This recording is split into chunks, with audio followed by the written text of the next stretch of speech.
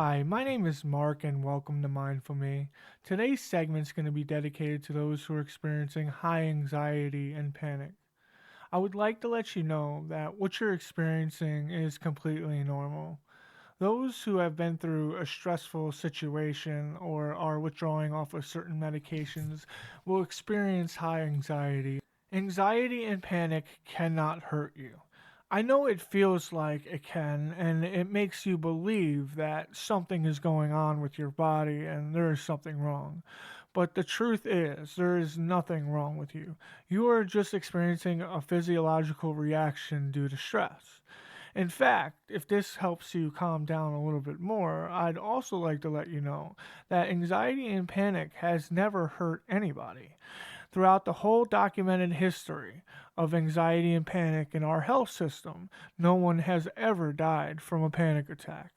You knowing that now, you should understand that there is nothing that can hurt you. It may feel like it, but that's just fear talking, and fear is a liar, just like anxiety and panic. Have you ever done something that you were afraid of, and then after you've done it, you weren't afraid of it anymore? Of course, we all have. For me, it was riding a roller coaster. Riding a roller coaster was the scariest thing.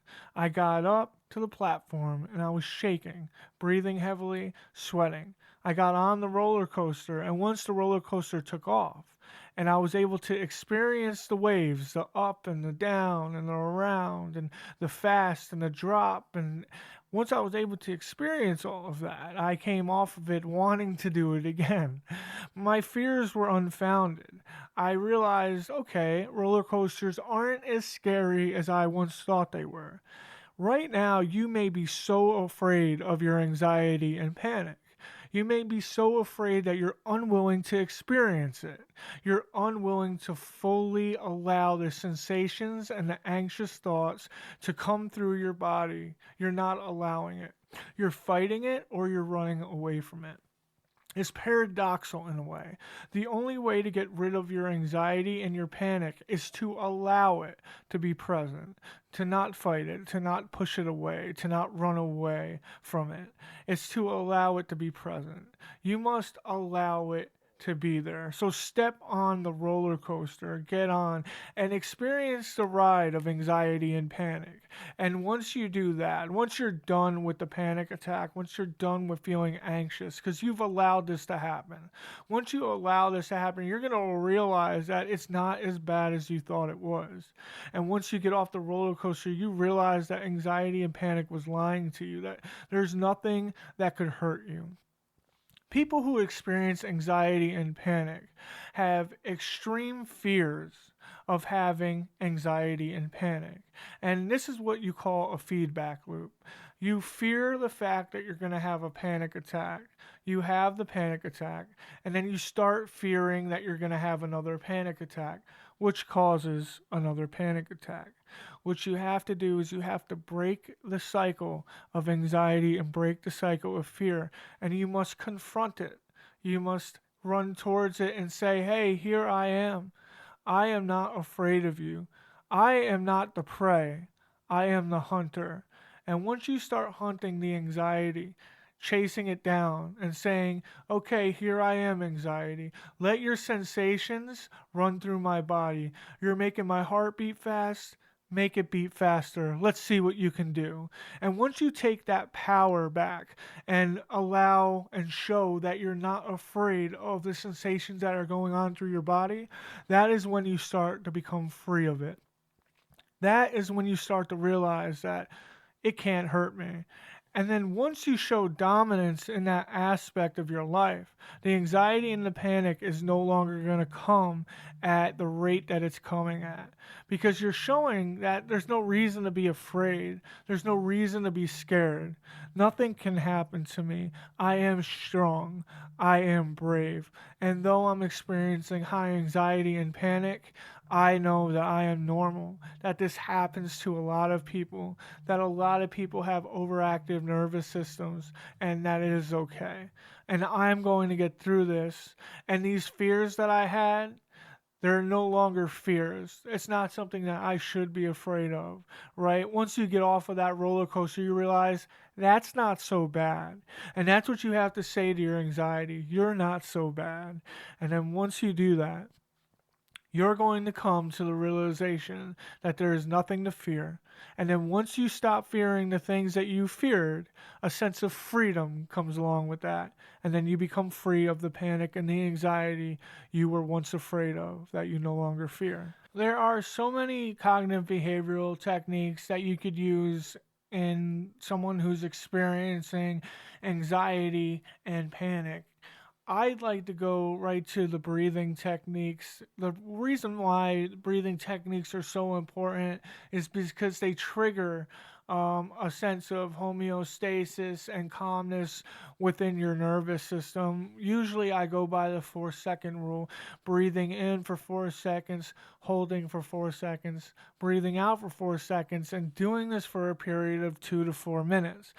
Once you do this and you get control of your breathing, you're going to feel a flushing sensation throughout your body, almost a sort of calmness that comes over you and a sense of peace. By controlling your breathing, you're going to control your anxious mind and the anxious sensations throughout your body. Nobody's saying that anxiety and panic is easy to deal with. It's really not. It's probably one of the hardest things an individual is going to have to deal with throughout their life. A lot of times we like to seclude ourselves and not tell people what's going on, and that's the wrong response to this. Find a community of people that you could rely on, people you're close with, and let them know what's going on in your life and give them some understanding, because it's best to have a community of people around you that can help you through certain things. And believe it or not, some of the people within your community are going to know exactly what you're experiencing or going through, and you would have had no idea that that person had experienced it.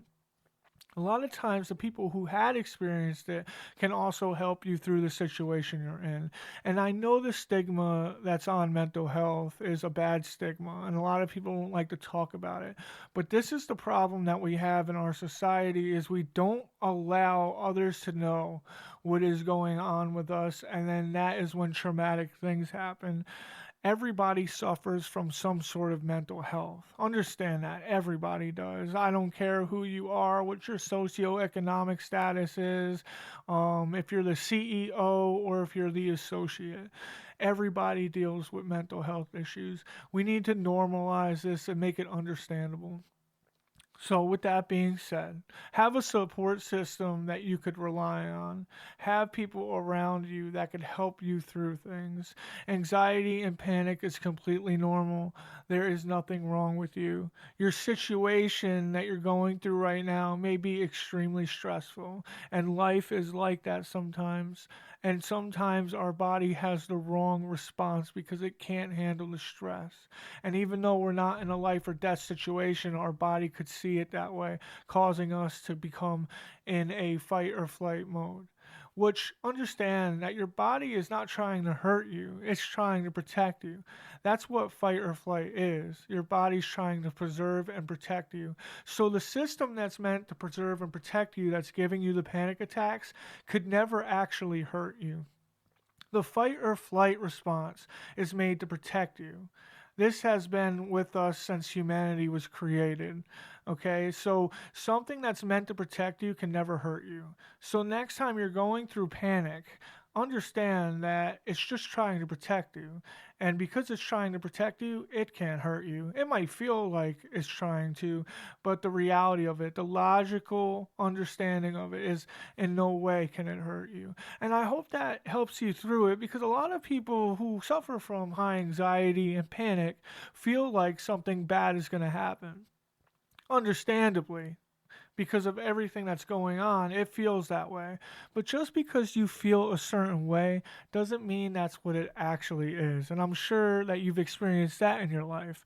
You might have feelings towards something and thinking it's one way, but you come to the realization afterwards that it really wasn't that way. It was something completely different. And that's kind of what anxiety and panic is it puts on a front that something's happening to you, but it's doing that because it's protecting you. And ultimately, understanding that should take away the fear and the stress of having anxiety and panic. And like we said before, it's paradoxical, right? You have to confront your anxiety and your panic in order to be free from it. If you never confront it, you'll always be in fear and you'll never have that freedom. I hope this segment today kind of helped you understand a little bit about anxiety and panic and about our stress response and why we go through it. I want you to know that every time you go through anxiety and panic, you are safe. There is nothing wrong with you. And once you come to that realization and understanding, going through these events are going to be a lot more easier for you and a lot less frequent. Here at Mindful Me, we try to bring you content to help you throughout your day and better establish your mental health. We hope this segment helped today, and we hope to see you again tomorrow. Like always, have a wonderful and excellent day.